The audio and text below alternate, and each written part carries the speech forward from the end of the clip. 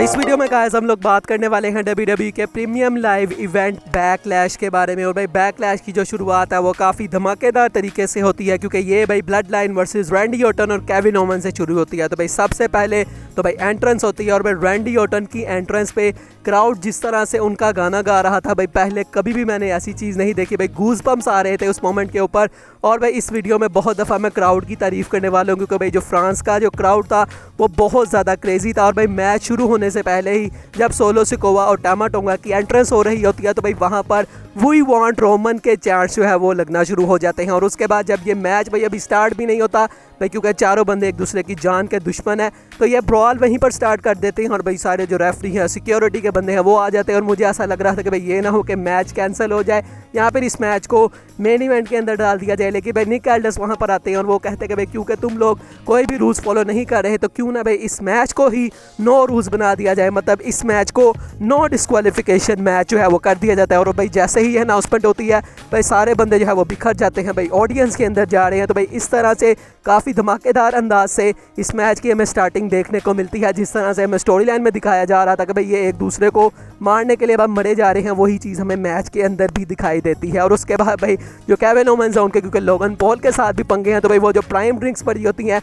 उनको भी मार रहे थे। और एक तो भाई उन्होंने वो जो बोर्ड सा था उसके ऊपर थूका भी, तो भाई अपना वो भी जो करैक्टर है वो केविन ओवन्स ने मेंटेन रखा। उसके अलावा भाई हमने एक वो भी मोमेंट देखा जब भाई रैंडी ऑर्टन टामा टोंगा को भाई शायद भूल जाते हैं, मतलब उनको पता ही नहीं लगता कि टामा टोंगा है कहाँ पे। और भाई वो जो है वो रिंग साइड पे आ जाते हैं और उनको पता लगता है कि नहीं भाई टामा टोंगा तो ऑडियंस के अंदर ही था। और उसके अलावा हमने देखा कि भाई केविन ओवन्स ने बैरिकेड के ऊपर से कूदा और उसके बाद रैंडी ऑर्टन भी वही चीज़ क्रिएट करने लगते हैं। लेकिन उसके बाद रैंडी ऑर्टन भाई उतर जाते हैं और भाई वो अपनी वही चीज़ करते हैं जो कि वो करते हैं। तो भाई वो टामा टोंगा को जाके टेबल के ऊपर फेंकते हैं। तो भाई वहाँ पर जो क्राउड का रिएक्शन था वो काफ़ी मज़ेदार था। उसके अलावा वेपन्स के भी हमने भाई यूज़ काफ़ी हद तक देखा। जो ट्रैश कैन है सबसे पहले वो इंट्रोड्यूस होता है मैच में और भाई एक एक मार के दोनों ने भाई रैंडी ऑर्टन और केविन ओवन्स ने उसको टेढ़ा मेढ़ा करके रख दिया। तो भाई यहाँ पर सब कह रहे थे कि भाई टामा टोंगा को वेलकम टू WWE, तो भाई वो भी काफ़ी ज़्यादा मुझे चीज़ अच्छी लगी। उसके अलावा टेबल भी यहाँ पर आती है। भाई टामा टोंगा के ऊपर सबसे पहली जो टेबल है वो टूटती है जब केविन ओवन्स उनके ऊपर स्प्लैश करते हैं। और रिंग के अंदर हम देखते हैं कि भाई रैंडी ऑर्टन के ऊपर भी टेबल टूट जाती है, जो कुछ सोलो सिकोवा जो है वो तोड़ते हैं। और उसके बाद भाई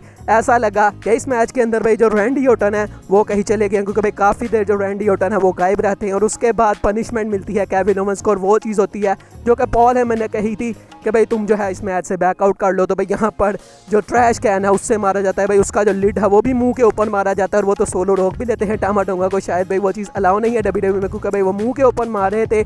उसके अलावा स्टील चेयर का यूज़ हमने देखा, उसके अलावा कैंडल स्टिक का भी यूज़ हमने देखा केविन ओवन्स के ऊपर। और भाई उसके बाद जो केविन ओवन्स है भाई उनकी तारीफ़ करनी पड़ेगी, उन्होंने काफ़ी ज़्यादा बैकअप करने की कोशिश की। और उसके बाद फाइनली वो मोमेंट आता है जब टामा टोंगा ऐसा लगता है कि मैच को ख़त्म करने जा रहे हैं, लेकिन तभी भाई पीछे से रैंडी ऑर्टन आते हैं और रैंडी ऑर्टन ने पूरे भाई अपना वो जो विंटेज वाला मूव लगाते हैं वो लगाए, DDT लगाई, इवन के भाई यहाँ पर उन्होंने RKO भी लगा दिया। और उसके बाद भाई जब RKO लगाते हैं तो भाई वहाँ पर जो सोलो सिकोवा हैं वो किसी तरह से आ जाते हैं और भाई जो पिन फॉल है उसको नहीं होने देते। उसके बाद भाई सोलो सिकोवा रैंडी ऑर्टन को बाहर लेके जाते हैं और वो समोवन स्पाइक लगाने लगते हैं टेबल के ऊपर, लेकिन उसको काउंटर कर दिया रैंडी ऑर्टन ने और भाई RKO लगा दिया यहाँ पर उन्होंने सोलो सिकोवा को। और उसके बाद भाई रिंग के अंदर केविन ओवन्स और टामा टोंगा अकेले बच जाते हैं। और भाई जो केविन ओवन्स है वो पूरी भाई जो चेयर्स है भाई उससे प्लेटफॉर्म यहाँ पर बनाते हैं और उसके बाद वो कॉर्नर के ऊपर चढ़ जाते हैं। और ऐसा लगा शायद टामा टोंगा उनको उसके ऊपर गिराएंगे, लेकिन भाई जब भी केविन ओवन्स के पास आप कॉर्नर पे जाओगे तो भाई उनका वो जो ब्रेन ब्रस्टर है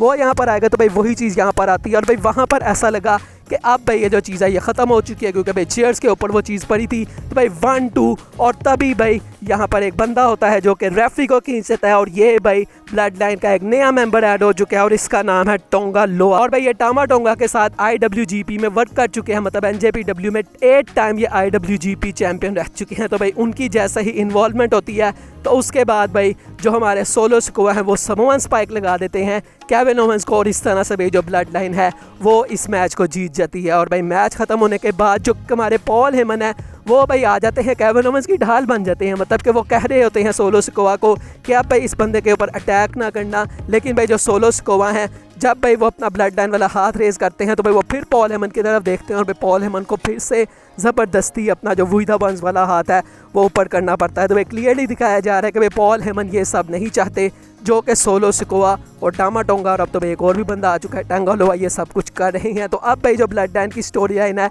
वो और भी मज़े की हो गई है क्योंकि एक और मेंबर इसके अंदर ऐड हो चुका है। तो भाई जो बैकलैश की शुरुआत थी वो काफ़ी ज़्यादा मज़ेदार थी। उसके बाद हमें ट्रिपल थ्रेट मैच देखने को मिलता है, Bayley versus Naomi versus Tiffany Stratton for the women's championship. और भाई इस मैच के अंदर मेरा कोई इतना इंटरेस्ट नहीं था, लेकिन भाई ये मैच भी काफ़ी ज़्यादा बढ़िया था। इसके अंदर जो तीनों बंदियां हैं भाई उनकी परफॉर्मेंस काफ़ी ज़्यादा अच्छी थी। और भाई एक मोमेंट आया मैच के अंदर जब दिस इज़ ऑसम के चांस भी लगने लग गए थे। तो भाई आज जितने भी मैचेस थे सब मैचेस की जो क्वालिटी है वो काफ़ी ज़्यादा अच्छी थी। और इस मैच की जो एंडिंग है वो भी कोई क्लीन नहीं दिखाई गई, मतलब किसी को भी वीक नहीं दिखाया गया, क्योंकि भाई ऐसा लगा कि भाई रोल अप के सहारे से जो बेली हैं उन्होंने अपनी चैंपियनशिप को रिटेन कर लिया जब उन्होंने नाओमी को पिन किया। और मैच खत्म होने के बाद भाई इन दोनों ने आपस में जो है मतलब कि कोई इस तरह की चीज़ नहीं की, एक दूसरे का हैंड रेस किया। तो भाई मैच ये भी अच्छा था और जो बेली हैं वो अपनी चैंपियनशिप को रिटेन कर चुकी हैं। उसके बाद 200 में बैक से ऐसे दिखाई देते हैं जे उसो, जो कि अपने मैच की तैयारी कर रहे होते हैं। और तभी वहाँ पर पहले तो सोलो सिकोवा आते हैं और भाई उनकी पूरी ब्लड लाइन साथ आती है। उसके बाद वो तो वहाँ से चले गए, लेकिन भाई जब पॉल हेमन आते हैं जे उसो के सामने, तो भाई पॉल हेमन यहाँ पर इस तरह के रिएक्शन दे रहे थे भाई जिससे दो मतलब है। या तो भाई वो यहाँ पर जो जे उसो है उनको कह रहे थे कि भाई अब ब्लड लाइन बहुत ज़्यादा चेंज हो चुकी है, तो तुम अब दोबारा से कभी भी ब्लड लाइन से पंगा मत लेना इस वाली से। और यहाँ पर वो कह रहे थे कि शायद भाई वो जे उसो की हेल्प मांग रहे थे कि भाई तुम ही हो अब वो बंदे जो कि मुझे बचा सकते हो, क्योंकि करंटली सिर्फ ब्लड लाइन में से जो पुरानी ब्लड लाइन थी उसमें से सिर्फ जे उसो ही हैं जो कि फ़िलहाल करंटली एक्टिव हैं। तो भाई शायद वो यहाँ पर उनकी मदद मांग रहे थे। और उसके बाद जो जे उसो हैं वो भी हमें काफ़ी ज़्यादा परेशान दिखाई दिए, शायद वो भी भाई पॉल हेमन की मदद करना चाहते हैं। तो भाई बहुत जल्द हमें जो जे उसो हैं वो दोबारा से दिखाई दे जाएंगे ब्लड लाइन में। और उसके बाद भाई मैच आता है जे उसो का against Damien priest for the world heavyweight championship. और भाई यहाँ पर जे उसो की एंट्रेंस पे क्या बवाल मचा भाई, जिस तरह से फैंस उनका भाई वो यीट वाले हाथ हिला रहे थे भाई, वो देख के मुझे डैनियल ब्रायन का केस याद आ गया, यस मूवमेंट याद आ गई भाई। मुझे नहीं लगता कि भाई मैंने यस मूवमेंट के बाद कोई भी ऐसा बंदा देखा है जिसके लिए क्राउड इस तरह से क्रेजी हुआ हो। वहाँ पर कोई एक भी हाथ ऐसा नहीं था जो कि भाई नीचे हो, सब यहाँ पर जो जे उसो का भाई साइन है वो कर रहे थे। तो भाई बहुत ज़्यादा मज़ा आया उसको देख के। और मैच की बात करें तो भाई ये मैच भी काफ़ी ज़्यादा अच्छा था। यहाँ पर सारा जो सिनेरियो था वो यही था कि डेमियन प्रीस्ट चाहते थे कि भाई मैं इस मैच को खुद लड़ूं, लेकिन भाई जो जजमेंट डे के बंदे हैं वो हेल्प करने आते रहते हैं बार बार। भाई सबसे पहले यहाँ पर जेडी मैकडोना आते हैं और उसकी वजह से भाई थोड़ी बहुत हेल्प मिलती भी है डेमियन प्रीस्ट को, लेकिन भाई जो जे उसो हैं वो फुल अपनी तैयारी करके आ रहे हुए थे भाई, वो इस मैच को कहाँ ही हारने वाले थे। तो भाई मैच के अंदर यहाँ पर हमने देखा कि भाई स्पीयर भी पड़ता है डेमियन प्रीस्ट को, उसके ऊपर भी किक ऑफ होता है। उसके अलावा भाई जो अपना फिनिशर है डेमियन प्रीस्ट वो भी लगाते हैं जे उसो को, उसके ऊपर भी किक आउट हमें देखने को मिलता है। एक मोमेंट वो भी देखने को मिला जब भाई फिन बैलर आए, लेकिन भाई इतना कोई फ़ायदा नहीं हुआ क्योंकि भाई उसके बाद जो जे उसो हैं उन्होंने अपना स्पीयर भी मारा, उसके अलावा अपना स्प्लैश भी मारा। लेकिन भाई जब वो काउंटिंग करने जा रहे होते हैं तो वहाँ पर जेडी मैकडोना ने डेमियन प्रीस्ट का जो पाँव है वो रोप्स के ऊपर रख दिया और भाई वहाँ से वो बच गए। और उसके बाद हमने देखा कि भाई जो जे उसो हैं वो थोड़ा सा डिस्ट्रैक्ट होते हैं फिन बैलर की तरफ, और इसका फ़ायदा उठाते हुए डेमियन प्रीस्ट ने कॉर्नर के ऊपर से अपना फिनिशर लगाया और इस तरह से भाई उन्होंने अपनी चैंपियनशिप को रिटेन कर लिया। उसके बाद दोस्तों आता है tag team match, Bianca Belair and Jade Cargill versus the Kabuki Warriors for the women's tag team championship. भाई इस मैच के अंदर कोई इंटरेस्ट नहीं था, मैच ये भी अच्छा था, दिस इज ऑसम के चांस यहाँ पर भी थे, लेकिन मुझे कोई इतना इंटरेस्ट नहीं था इस मैच के अंदर। लेकिन भाई जो रिजल्ट है वो काफ़ी अच्छा है क्योंकि न्यू टैग टीम चैंपियन बन चुके हैं।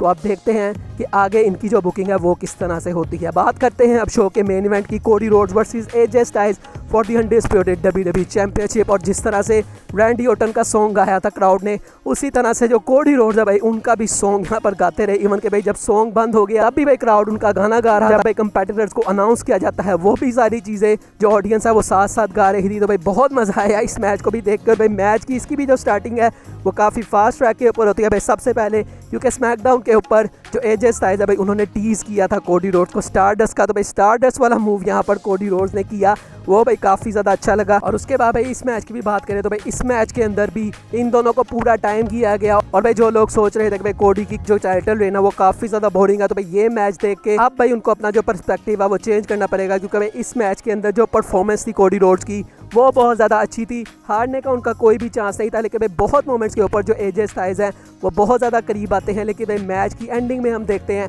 कि क्रॉस रोड पड़ जाता है यहाँ पर एजे स्टाइल्स को, और इस तरह से जो कोडी रोड्स हैं वो अपनी चैंपियनशिप को रिटेन कर लेते हैं। तो भाई ये मैच आपको जाके देखना चाहिए भाई, मैच काफ़ी ज़्यादा ये जो है वो अच्छा था। तो भाई बैकलैश देखने में बहुत मज़ा आया, इतनी मुझे एक्सपेक्टेशन नहीं थी बैकलैश से जितना इसने डिलीवर किया है। बाकी दोस्तों आज की वीडियो यही तक थी, अच्छी लगी हो तो लाइक कीजिएगा, चैनल को सब्सक्राइब कीजिएगा। मिलेंगे नेक्स्ट वीडियो में, तब तक के लिए अल्लाह हाफिज़।